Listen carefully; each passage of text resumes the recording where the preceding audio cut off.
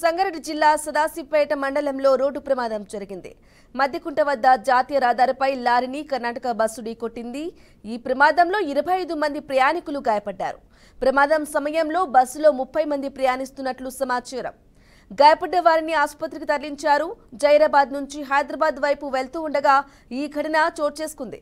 Karnataka RTC bus driver బస్సును వేగంగా నడిపి వెనుక నుండి లారీని ఢీకొట్టినట్లు సమాచారం.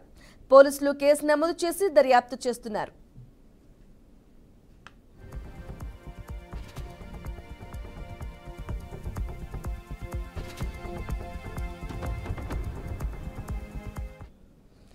ఇక ఇదే అంశంపై మరింత సమాచారం అందించడానికి మా ప్రతినిధి బాసిత్ అందిస్తారు. బాసిత్, చెప్పండి, యాక్సిడెంట్ జరిగినట్లుగా తెలుస్తోంది. అలాగే ఎంతమంది గాయపడ్డారు? ఈ ఘటన గల కారణాలేంటి? డీటెయిల్స్ ఇవ్వండి.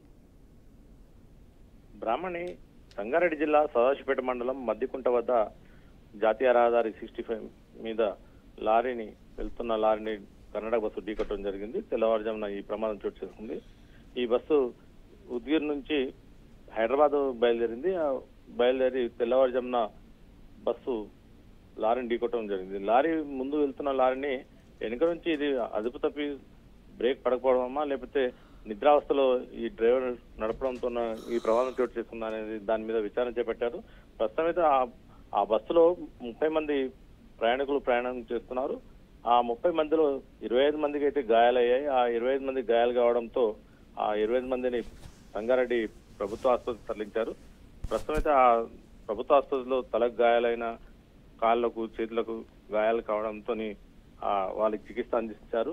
ప్రస్తుతం అయితే ఎలాంటి ప్రాణ నష్టం జరగలేదని చెప్పి ప్రయాణికులు కూడా ఊపిరి పీల్చుకున్నారు. ప్రస్తుతం ఆ కేసు నమోదు చేసి ఆ పోలీసులు కూడా సదాశివపేట పోలీసులు కూడా కేసు నమోదు చేసి దాని మీద విచారణ చేపట్టారు. Brahmani right Basith, thank you for the updates.